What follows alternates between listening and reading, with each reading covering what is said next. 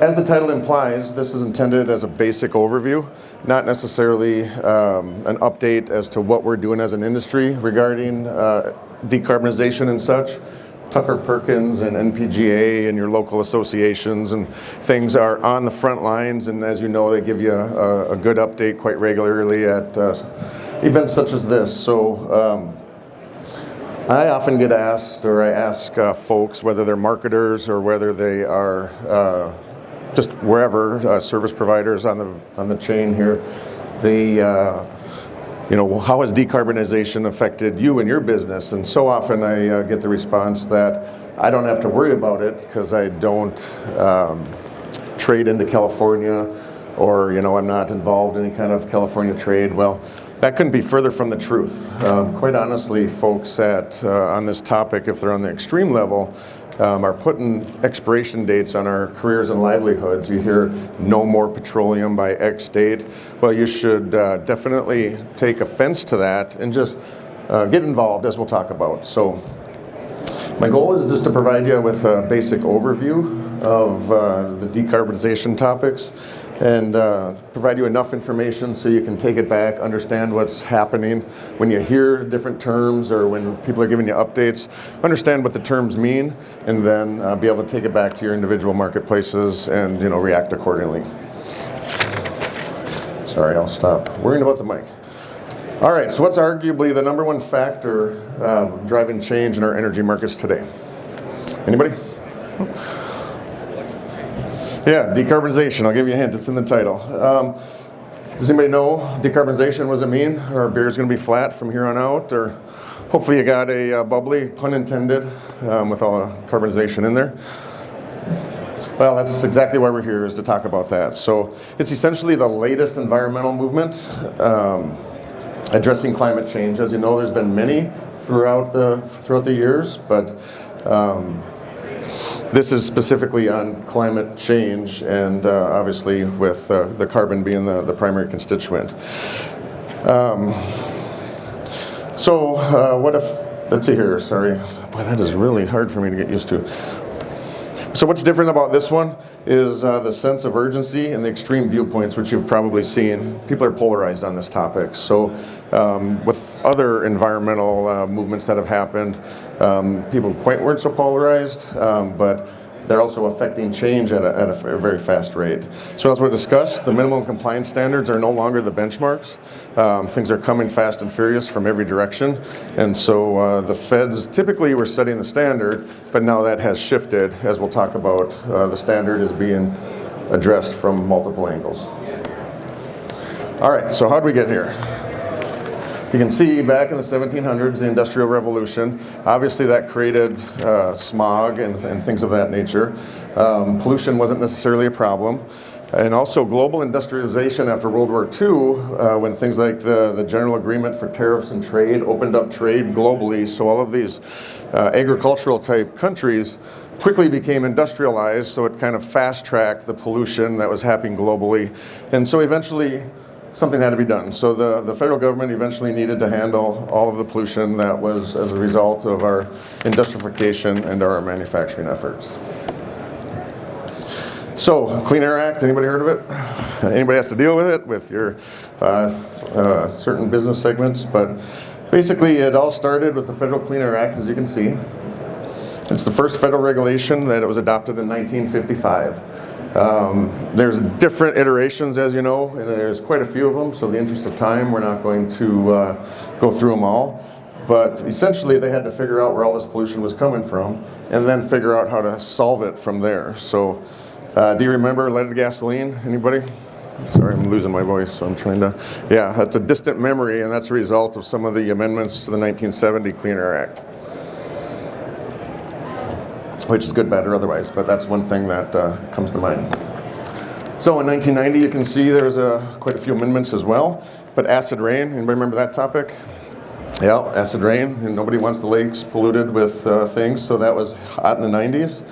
It also developed a little bigger stick regarding compliance, the national attainment, which just means following whatever national ambient air standards. It's kind of that industrial classifications you have to meet.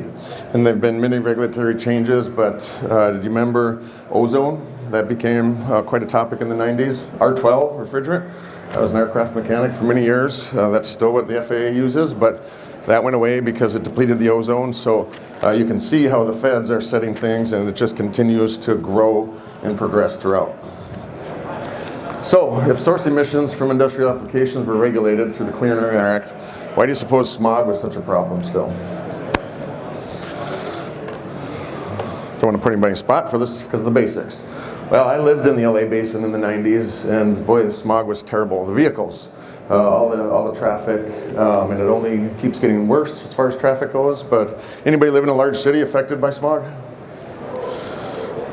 Yeah, that's where it's tough to find that perspective. I took a vacation to Colorado, and as we're heading east back home, our adult children have never seen smog around the city. So as we're coming into Denver from the mountains, they're like, what's all that orange stuff? And so it's hard to know the perspective of living in a city that is affected by smog if you have never been. I'm not sure if that's picking up anything, but it is a problem. We'd deploy to Alaska and come back to the LA area. It'd take a few minutes just to feel like you could breathe again. So it's important to understand people's perspective from different areas of the world. If I live in a pretty rural area, my neighbor's a dairy farmer, we don't have any smog. So it's tough to understand when people are really emotional about this topic, which we'll talk about. Okay, so the feds are continuing the renewable fuel standard. Anybody deal with that or heard of that? It's basically the RFS, that's the acronym. There's a lot of acronyms with every single topic these days, so just remember the RFS. It was created under the Energy Policy Act, and essentially,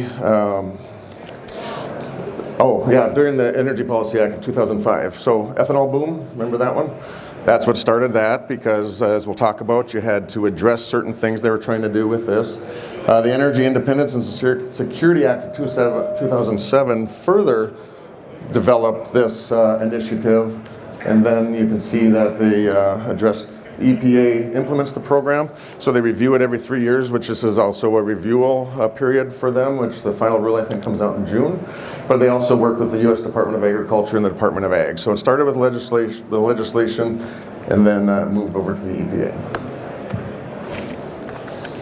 You can see the main purposes for it. It still reduced greenhouse gases, but today, you can see the narrative is quite a bit different from when this was first developed, which we'll talk about.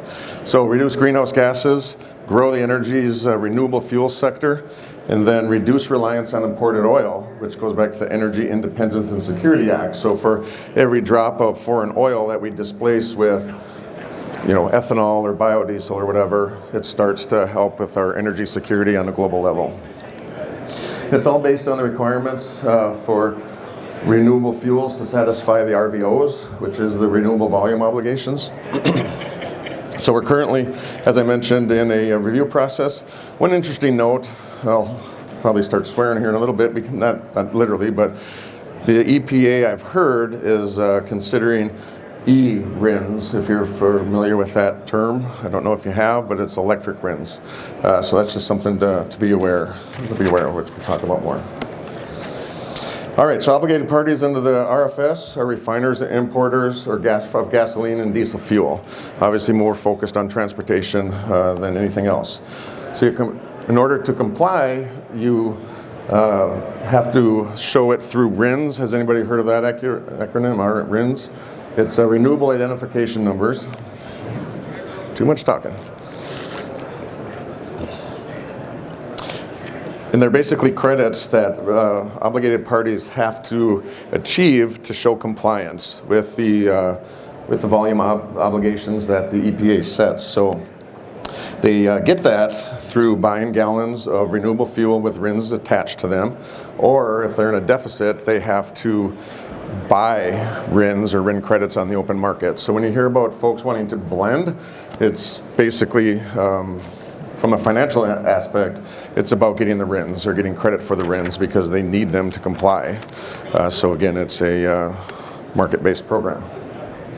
So in 2022, you can see some of the stats there.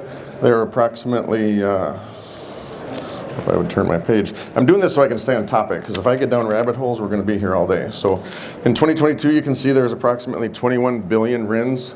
So that's 21 billion gallons of renewable fuel.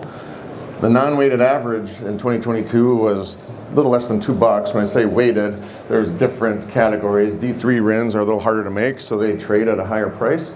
That's the non-corn. It's more the cellulistic, the non-food stock kind of methodology or feedstocks. But in general, RIN trading generated over $40 billion in 2022.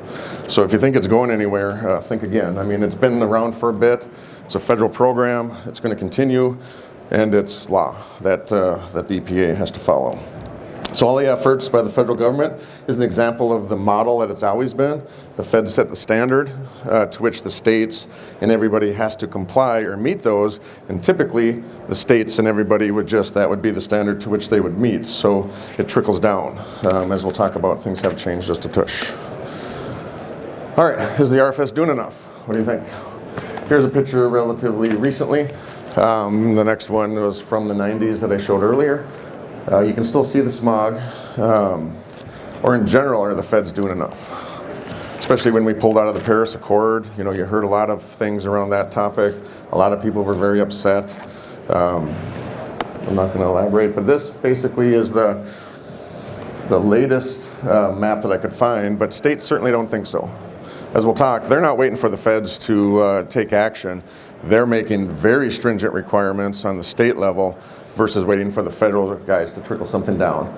This is just the latest one I could find as of Q1 2023. It's a moving target because when it's on the docket for a state legislature, it kind of hits a map like this, and then if it gets turned down or whatever, it falls off. But I guess the details that I would point out, the West Coast there in Canada, they've already got very, very active low carbon fuel standards in place. The other states, I know Minnesota is trying to be in lockstep with California.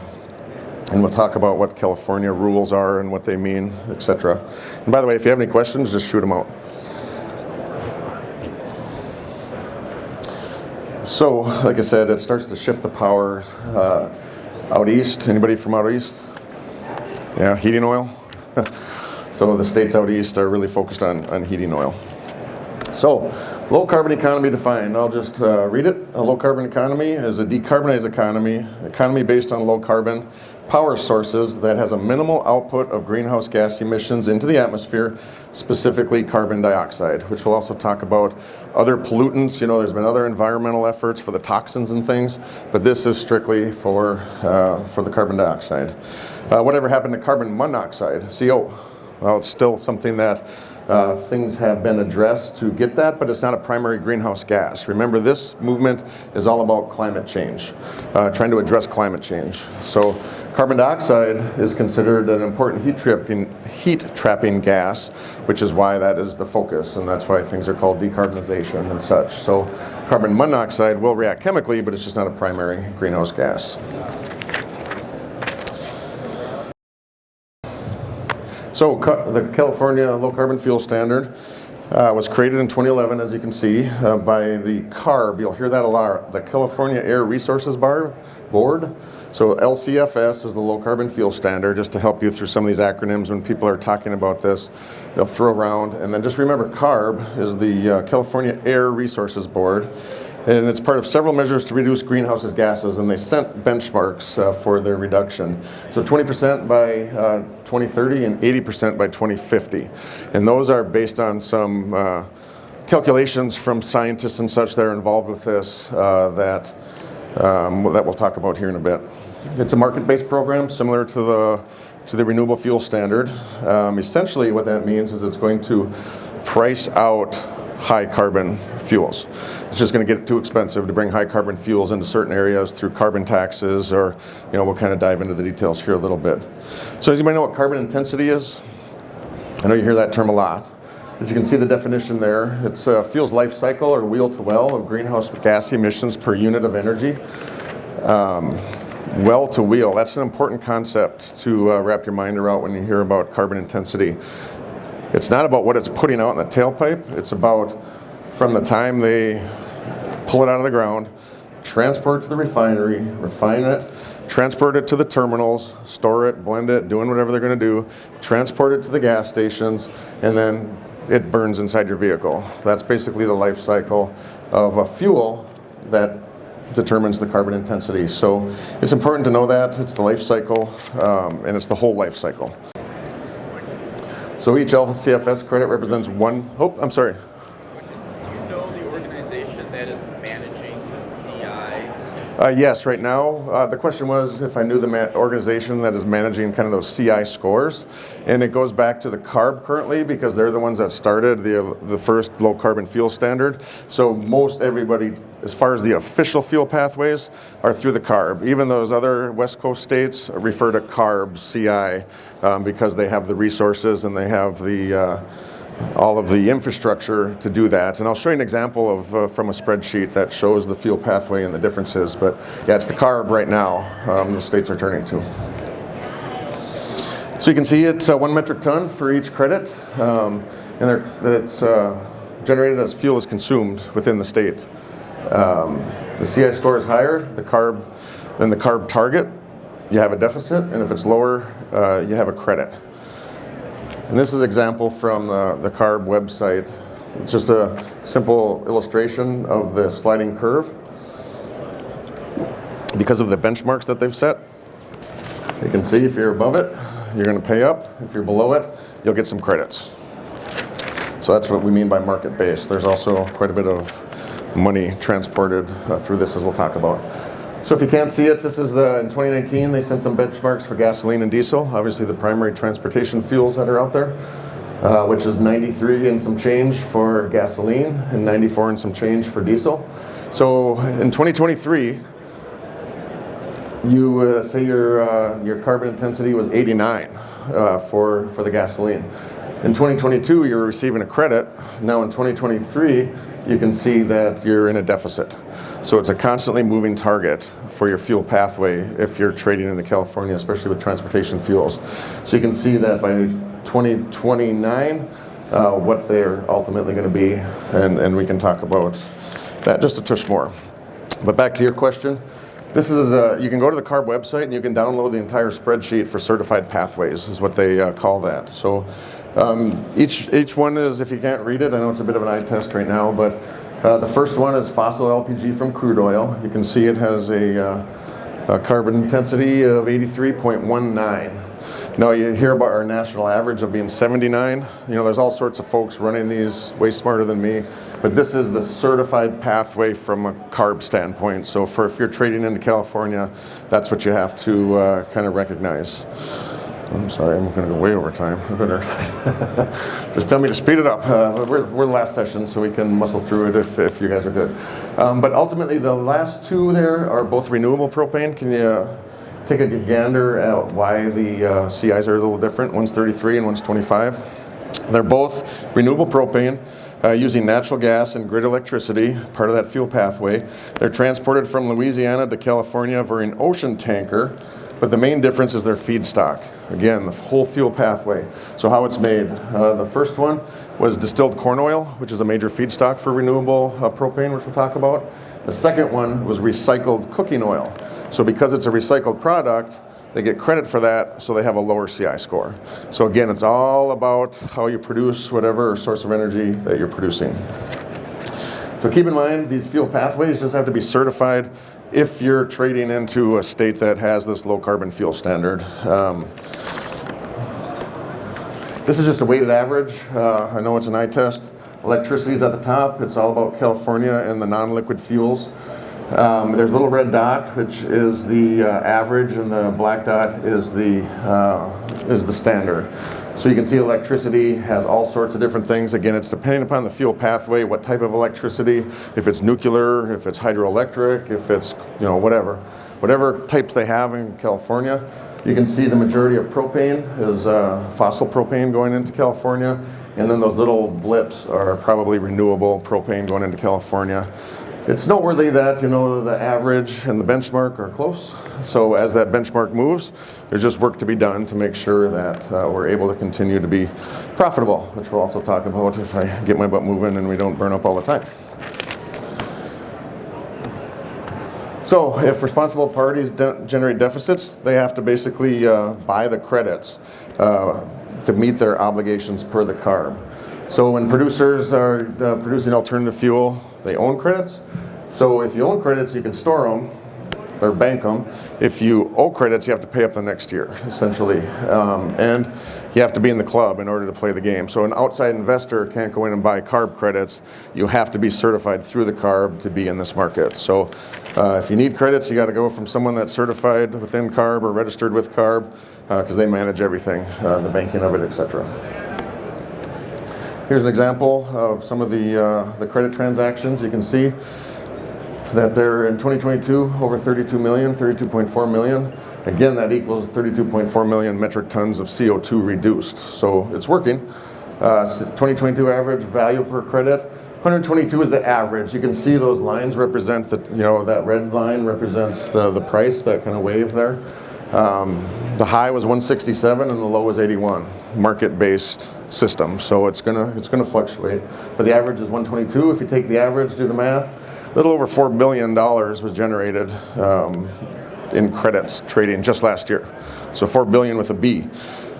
So you can see that it's not going to be going anywhere soon because it's self-funding. Now, this is just chief dummy on this topic. If you were to think about it, if we start beating the benchmarks and there's more credits than deficits, I would imagine those benchmarks are going to have to get steeper. No conspiracy or anything, it's just me thinking of economics, if it's going to continue to be self-funded and such, or they're going to have to raise the price if you have a deficit. So again, market-based. So others are joining in. You can see the PCC. Anybody heard of that? It's just basically everybody on the West Coast there, British Columbia and such. It's just a regional agreement between the West Coast states and British Columbia. It's strategically aligned policies to reduce the greenhouse gas. So they're unified in their policies to promote clean energy. So governments of all levels are given authority under this to make pledges, announcements, and compliance to take action on climate issues, which illustrates, excuse me, another shift in kind of that normal policy where it's trickling down from the feds, which is also why it's a lot of moving pieces. So city and region climate action plans can include, among other things, assessment of embodied carbon. Anybody heard of embodied carbon? If your local government starts talking about it, just keep your ear to the ground, because they can also have strategies for meeting carbon reduction plans. So the difference between the two, carbon footprint is essentially the carbon associated with operating something. If you're operating a building, running a car or a laptop or something, what's that emitting or using to operate that is your carbon footprint.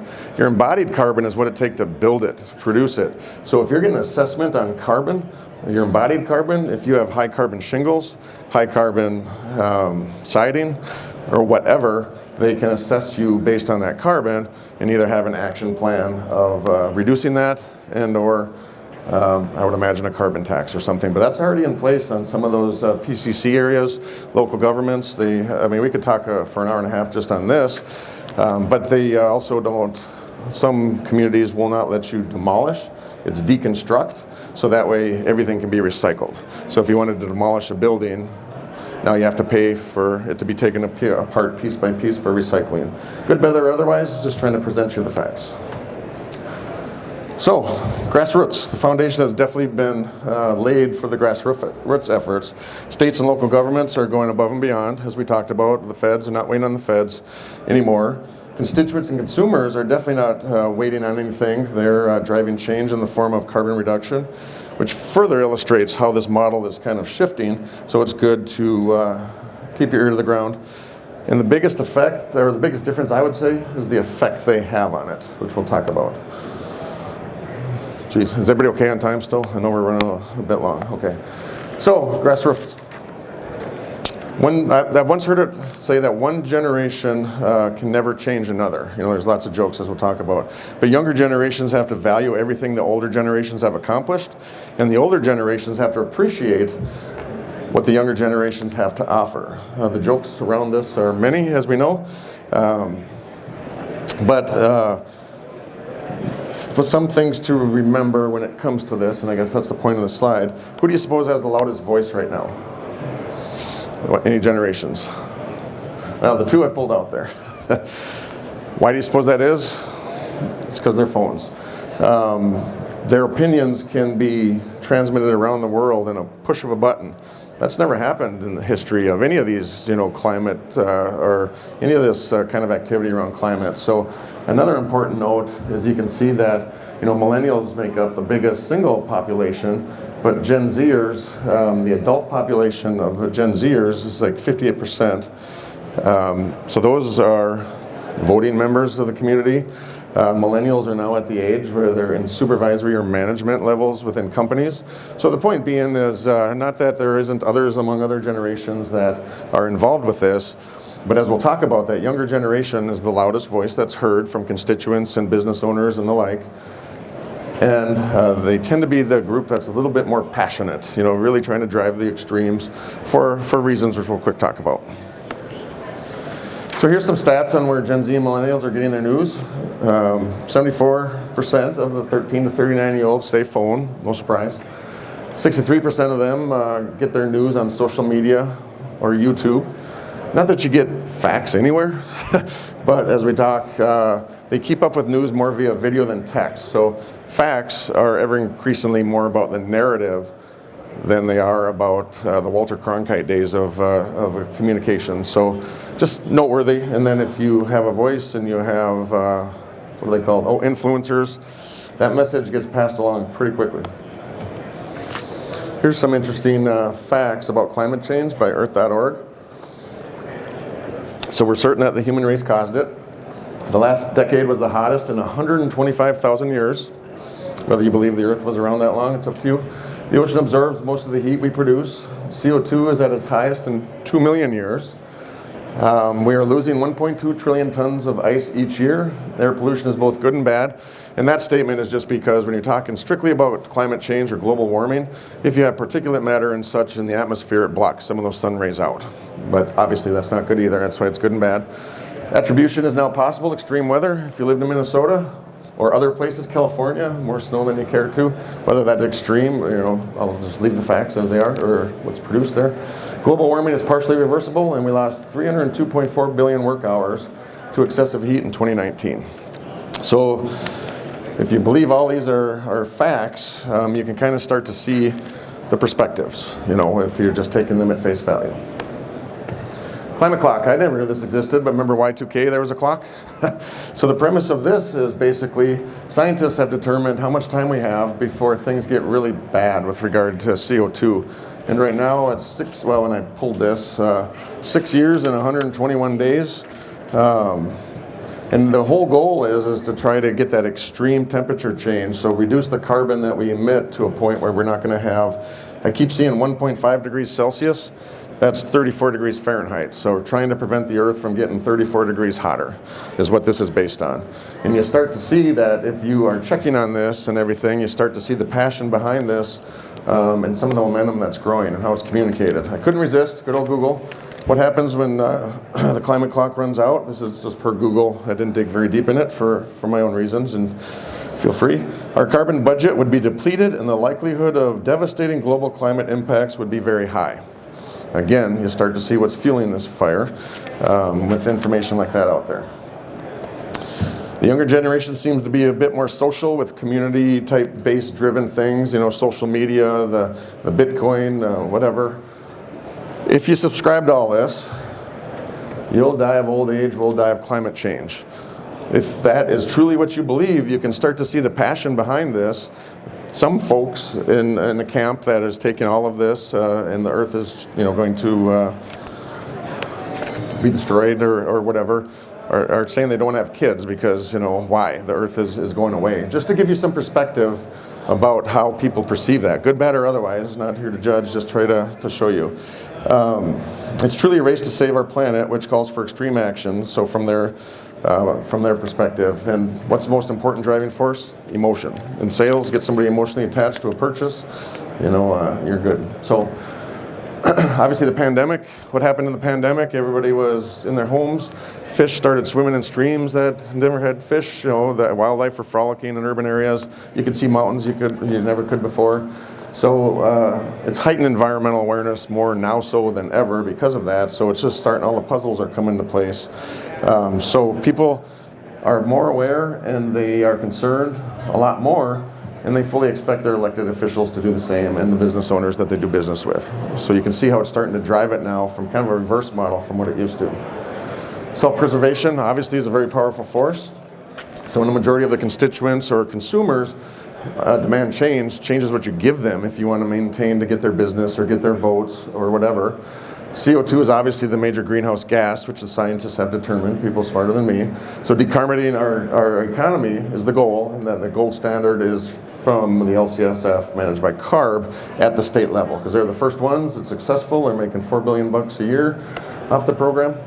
So capitalism obviously is hard at work here, so businesses are starting to set goals.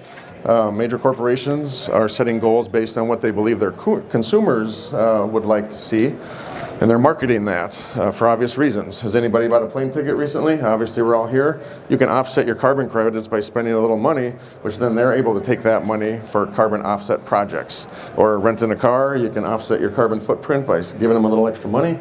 They take that money and offset it. Have you heard of any corporate initiatives? Amazon, the airlines, they're reducing their carbon footprint by buying billions of gallons of sustainable aviation fuel, etc. They're pretty much, if you keep your ear to the ground, you'll see them. They're not waiting for the feds. They're spending lots of money to meet their consumers' demands. So you can see the stats. Again, sorry about running really long in the tooth here, but this is according to the United Nations Climate Action Site. So it's about as official as I could find anyway, but more than 4,700 companies worldwide have committed to taking action to reduce carbon footprint. 1,700 of them are net zero, which means a pretty extreme goal to get yourself to net zero, basically net zero carbon emissions. Over 600 companies are based in the US. And you see they go from Amazon to Ben & Jerry's and everywhere in between. Class 1 railroads, major airlines, etc. are all coming out with carbon initiative goals. So when you have all these large companies with these goals, and they have the same challenge, innovation is really fueled, I guess pun intended. Necessity is obviously the mother of all invention. We've all heard that before. So there's a lot of money being invested in solutions, and they're happening fast. So the solutions that are coming about with feedstocks and things are happening faster than they ever have because of the impact that all this investment has have. Anybody heard of the Inflation Reduction Act last year? I'm sure it's a favorite topic for everybody. You can see that was passed into law in August of 2022. It marks the most significant action Congress has taken in clean energy and climate change in the nation's history. It's not the Clean Air Act, it's not the Renewable Fuel Standard, it's the Inflation Reduction Act. The largest action we've ever taken on a federal level in our nation's history. So $739 billion will be raised through taxes and other things. $433 billion will be invested. So $64 billion of that $433 goes back into the Affordable Care Act. And then $369 billion with a B will be used for energy security and climate change. Remember Renewable Fuel Standard, $4 billion or $40 billion, and then the Low Carbon Fuel Standard was $4 billion. So less than $50 billion in those two programs. And this is a multiple of many times, $369 billion. And the remaining $306 goes back into reducing the deficit, which is why it's called the Inflation Reduction Act. So a percentage of that reduces the inflation. The majority of it goes towards climate action plans. So repeat after me, carbon reduction is here to stay. It really is here to stay. I hope that you've starting to see how the trajectory of this is changing and how quickly that trajectory is climbing, especially with our industry and things that may affect us. So are we part of the solution? You can just shake your head. I hope everybody's shaking your head yes for an LP convention. So let's take a quick look at some of the ways we can. I promise I'll wrap this up here in the next 5 minutes. Oh, I do? Oh, okay. See, if I'd pay attention to the clock. This little countdown thing on here says I've been doing this for 57 minutes. So I'm like, okay, good. All right. I want to be respectful for your time. But if those of you that are vendors, we'll keep you here so you don't have to do your booth. How about that? Okay, so are we part of the solution? Hopefully everybody understands that. If not, PERC and NPGA and Tucker Perkins are trying to get everybody to realize how we're part of the solution, and a lot of this is just kind of showing what's on their websites. But you have to remember, it's the race to decarbonize. It's not about compliance anymore. It's about saving our planet so the younger generation can have children. There's a lot of emotion tied up to it. So to put your heels in the ground and put your head down and just try to push back, like, you're wrong, I'm right. When somebody's that emotionally invested in it, it's going to be a tough battle. So to echo what Tucker often says is, we just have to demonstrate how we're part of the solution, not that we don't believe there needs to be a solution. Otherwise, we're going to find ourselves in an unpleasant situation with regards to our market share. Bear with me. This is just a quick oversimplification of how oil is refined. You can see that crude oil is taken in. They need some sort of heat source. And then there's a distillation unit. If you go by a refinery, you can see the pipes that come out of that at different levels. That's because of the hydrocarbons, the carbon weight. The lighter hydrocarbons are taken off the top and the heavier ones are taken off the bottom. And you can see to the far right is where you get your gasoline, your NGLs at the top, propane, etc. So you need a heat source and a whole bunch of other technology, and out comes these products. And they're high CI because of the feedstock being crude oil and their fuel pathway. How would you think, well, actually you've seen in the news that refiners and folks that own terminals are installing wind generation plants near their terminals and putting in solar power. Why do you think they're doing that? Fuel pathway. It lowers their CI of their product if they can use solar power and other sources of energy to lower that pathway CI score, and it's good, just good business, if you're able to do it.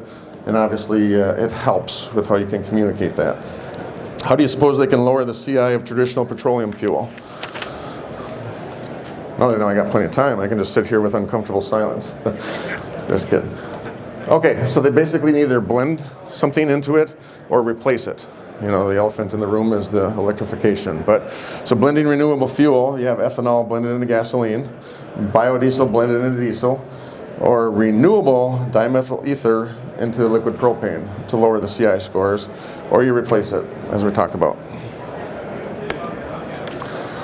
So I've often heard it said that we get renewable propane from biodiesel production, and that is not true.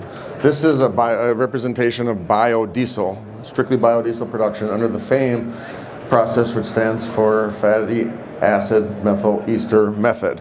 We cross a lot of industry statements, so we're in the biodiesel market a little bit, but there's no propane coming out of that, as you'll see. Oil and fat come in. Down south, they use a lot of animal fats just because of the cloud point and everything. It's okay. Up here, it's usually oils. Soybean oil is the most prominent. And like I said, technology is in fast forward. So the feedstocks and all of this are trying to rapidly change so they're not competing with food sources and such. But in general, it's preheated, the oil and fats. You add methanol and some catalyst. Out comes glycerin, which is a very useful chemical byproduct in a lot of things, makeup, etc. And then they wash and dry it and get biodiesel. That's it. No propane, no anything, just because of the process. Anybody heard of oxygenated fuel? You know what it means when somebody says oxygenated? It's basically because they're adding molecules that have oxygen in them. And biodiesel, diesel, and even renewable DME is oxygenated. But you can see in the structure there, biodiesel has that chain in it which has hydrogen, carbon, and oxygen, whereas a pure hydrocarbon will not. It just has hydrogen and carbon, and that's the carbon count is basically how heavy. Propane C3, if I remember correctly, right? Butane C4, that's how many carbon. But anyway, you can see there is quite a difference with biodiesel. We all have heard the challenges with it, but the cloud point's a lot higher. That's the temperature to which the paraffin starts to fall out and become a solid. The viscosity is different. You can see the energy different. However, if blended at 10, 15%, whatever it is, in whatever state you're at, it reduces a lot of the emissions, the negative emissions of petroleum diesel, and it lowers the CI as part of the renewable fuel standard. Ethanol, sorry about the color. This was the only one that wasn't copyrighted that I could find. So basically, just to run through this, you can see that the corn is brought in, it's milled down, you basically liquefy it in that mash, and then the fermentation process. Any problems with that fermentation process in the ethanol industry? What's the byproduct of that? CO2, yeast farts. There's a ton of it, lots of tons of it coming out of the ethanol plants.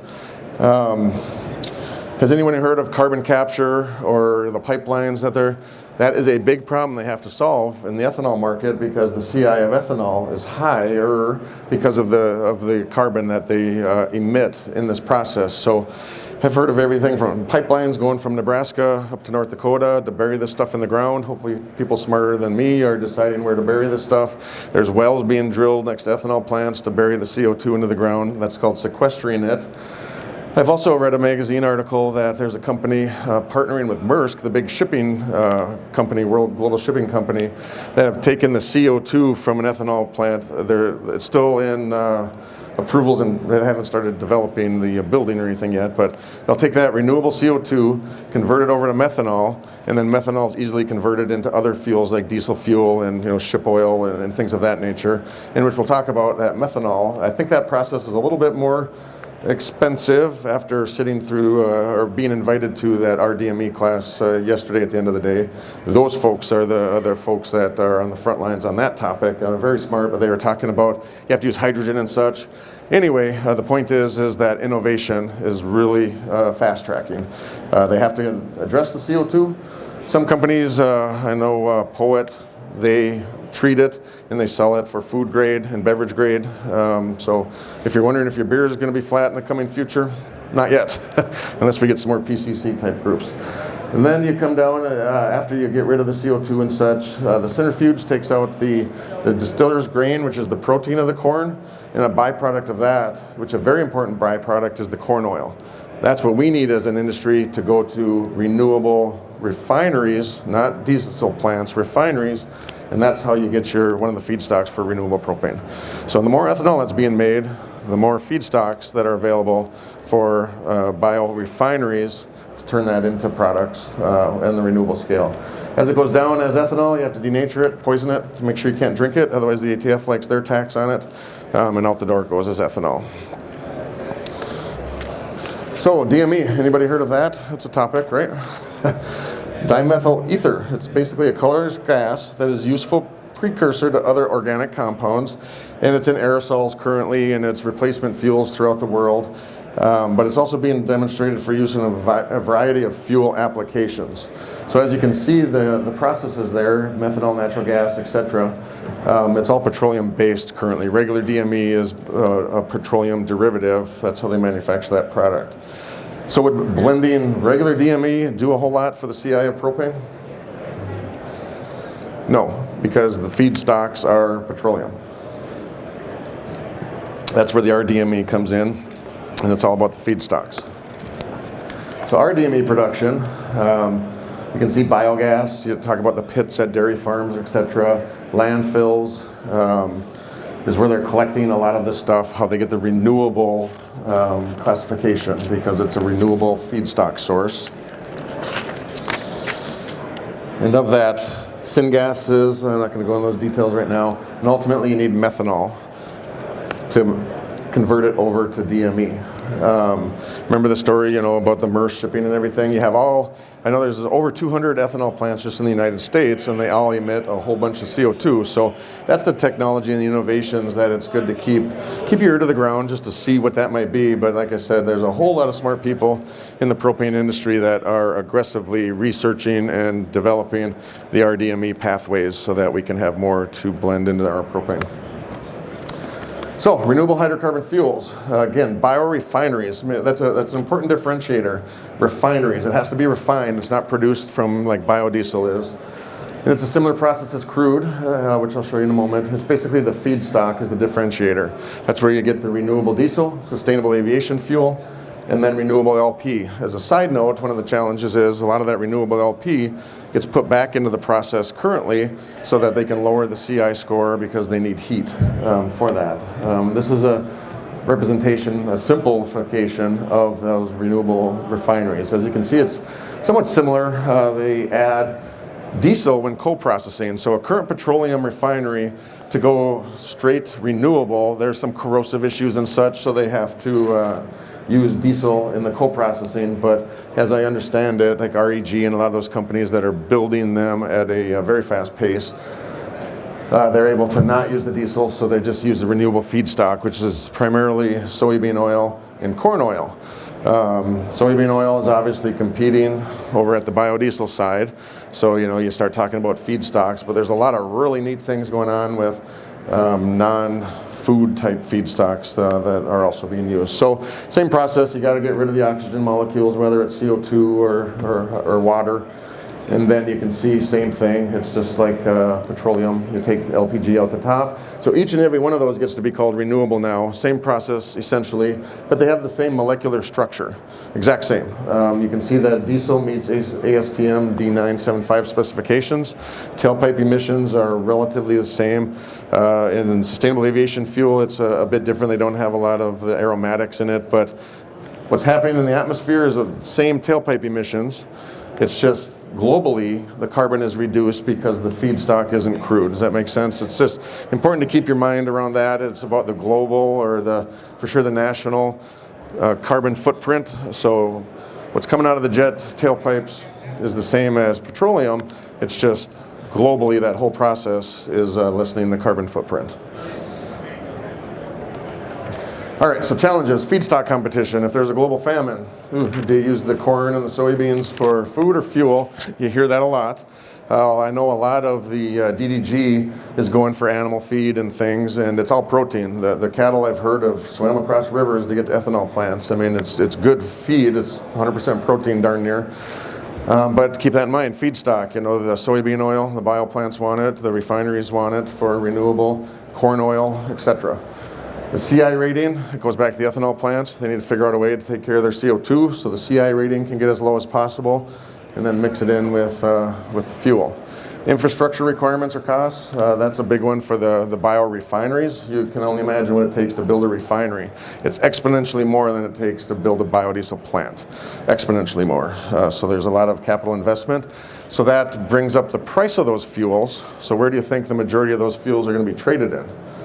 States with low carbon fuel standards, because you're able to get the credits for the carbon, and you're able to also get some RINs for the transportation fuel. So California, a popular mix of the diesel is B20 R80. So you get the RINs for the B20, the biodiesel, 20% of the biodiesel percentage, and then you get the CI credits for the 80% renewable.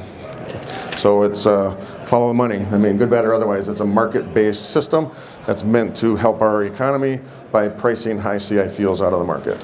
But there is some competition, so we just have to be aware of that. And then the demand, again, for the low CI fuels is all going to go to states with low carbon fuel standards, or where it makes the most sense for those that are paying higher premiums for that particular fuel. Let's talk about the elephant in the room real quick. This is where I'll probably swear again. Electric cars, electric vehicles. That's part of the replacing the fuel strategy, especially on the extreme side. Everything's going to be electric. We could spend another hour on this topic. Here's the headline. The percentage of electric cars in the U.S. in 2022 has tripled, and the number is expected to surge. Oof. You take note, you take a step back, you're like, oh my goodness. But if you read a little bit closer, you can see that is about sales of new compared to other vehicles. So the sales grew from 2.2% of total sales, total vehicles in a year, to 6.1%. So yes, the sales have tripled, but that doesn't mean it's going to impact the volume of electric cars out on the street or displace that many internal combustion cars. So again, read into it a bit more to understand the facts behind it. Make sure there wasn't any. Well, again, perspective is everything. Here's just a quick graph that shows that year on year, the growth from new vehicle sales. All right, so here's some of the meaty details. So in 2022, you can see that there is over 290 million vehicles registered in the U.S. So of that, about 2.5 of them were either electric or hybrid, battery plug-in, etc. Doing the math, showing the work, wouldn't my math teacher be proud? We've got less than 1% of total vehicles registered in the U.S. that are electric. So if you take that, there's over 280 million vehicles that we could still convert to LP or do something different with petroleum or basically internal combustion engines. So yes, the trend is quickly going up, but it's not doomsday if we get involved now. One presenter, a Chinese proverb, when's the best time to plant a tree? 20 years ago. When's the second best time? now. Just to borrow that, it kind of resonated with me. Yeah, it would have been nice to get ahead of this just a little bit earlier, but why not do it now? Because tomorrow is going to be just that much longer. So just try to find the facts and keep the perspective in mind, and then help educate people. Especially, I know we're in the C-store markets a lot, and C-store owners, this topic is near and dear. Should I invest, or is everything going to be electric? You know, trying to manage that. Just help them see the facts. So school buses, anybody interested in auto gas? I hope so. So nationally, you can see that 26 million children ride 480,000 buses to school each day, according to the statistics I was able to find. And then the World Resource Institute says by the end of 2023, 13,053 committed electric school buses. And committed means you've ordered it, it's in production, it's on the road. It doesn't necessarily mean there's that many on the road. There's just 13,000. So again, if you do the math, 2.72% of buses in the U.S. are electric. So that leaves 470,000 internal combustion school buses across the nation that we can help lower their CI, or help the school districts or the boards find propane and understand its benefit. So can LP still play an important role in getting kids to school? I would hope everybody starts to see that. Yes, absolutely it can. Here's some information that the PERC provides straight off their website. You can see the grid electricity, the national average is 130. Basically that's their CI score. We won't get into what all that means. It's just grams, micrograms. So I said I wouldn't do it. So anyway, the propane is 79 national averages, but that's just the price per mile for the different categories of school buses. You can see electricity over $2, diesel just under $1, gasoline about the same, natural gas is 76, and propane comes in at 63 cents. Do we have a story to tell? Absolutely, and the resources are out there. Like I said, PERC does a lot of great things, and local associations. So jump on the website when you're talking with folks, going to school districts. There is a huge story to tell. And to boot, we're already a low CI fuel, and we're working towards getting it lower. So it continues to tell the story. How about residential furnaces? You can see 50% less greenhouse gas emissions than electric, and with regard to the national average, and 22% with regards to heat pumps. So again, the future's bright. We just got to let everybody know how bright it can be with propane. All right, do these headlines resonate with you? Expand your heating options with bioheat fuel. Reducing carbon starts with bioheat fuel. No conversion cost required. So you have the options, no conversion cost. Does that resonate? Well, just take note, because that's what the consumers want. You know, people want options. Well, most people want options. And then we need to figure out how to reduce carbon. So, and we already have that. How many people already have propane that might be getting forced into another solution? You know, we could piggyback on that. I'm not saying I'm in marketing or do anything, but I know that's what PERC is doing with our, you know, new messaging and such. So there's a lot of great work being done, just trying to get people to understand the perspective. This is obviously bioheat, but I know a lot of you in the East Coast cross paths with that, or you also sell fuel. But how you represent propane as a solution is important in these times especially. So states are mandating that home heating fuel meets very specific benchmarks out east, as we had briefly touched about. So if you're delivering heating fuel, are you aware of what those high bio blends need to, you know, the different seals and what that means for your business? Just some of the other things to keep in mind as these topics are flying by at the speed of sound, for sure. And understanding what you can do. So ultimately, the question isn't whether or not high CI fuels are going to be replaced. They certainly are. They'll definitely be priced out of the markets. I mean, you just won't be able to get into certain areas because your options cost so much. So the real question that remains are, what energy options are we going to give consumers, and what will they have in a low carbon economy? Propane has definitely got a place in that. So are you going to let others put an expiration date on your careers and livelihoods? Hopefully people start to get that adrenaline. And again, that's the extreme side, but when you're saying you're going to get rid of hydrocarbon fuels, you should take note and understand what that means in your market. So whose voice do you want to be heard? We're the experts, or do you want somebody that is obviously not educated well on the topic, saying things that aren't true or misrepresenting us, which would go back to the expirations on our targets, because we're the experts. As we know, grassroots efforts are effective. You can see it from the one point of view, from the carbon reduction side. Grassroots efforts are wildly effective. Billions and billions of dollars are being spent to appease the stakeholders. So education. Educate is a clean source and reliable energy. And then getting involved means something different to everybody. I mean, some people aren't going to be at the Capitol. Some people aren't going to, stand out there with picketing signs. That's not the point. But getting involved just means what it means to you in your marketplace. So, we can't just let the silent majority is definitely going to be a dangerous thing. If you had a competitor taking market share, I would imagine you'd get involved. If this continues along a path where they electrify everything, obviously a competitor will be the least of our worries. So sustainable decarbonization is not going to be achieved through a one-size-fits-all. Again, you have the major metropolitan areas where smog is a real problem, and who knows what they need to do. And then you have rural areas where propane is obviously a wonderful fit, and it's currently a wonderful fit. So I firmly believe we have a lot of smart people in this world. If people come together and just start putting the applications where necessary, that's where propane's voice is even louder. So let's make sure that our industry is recognized as a long-term partner in achieving this low-carbon economy. Does anybody have any questions? I hope I didn't keep it. Yes. 10 years ago, they used to burn wood. Where does wood fit in as a renewable energy? It's actually quite bad because of the carbon and the particulates and everything. So that's one of the concerns when you talk globally. Places like China are still burning coal. We're doing all of our best efforts to get rid of, that's the resources if you want to take a picture of that for everything. Wood, they're afraid that the countries are going to go back to coal or wood. And from an environmental standpoint, wood is considered very bad because of the particulates and everything that it releases when you burn it. Any other questions? Well, I sincerely thank you for your time. Hopefully you picked up a couple nuggets that you can take back into your markets and have safe travel home. And thank you for everything you've done for this convention. Thank you.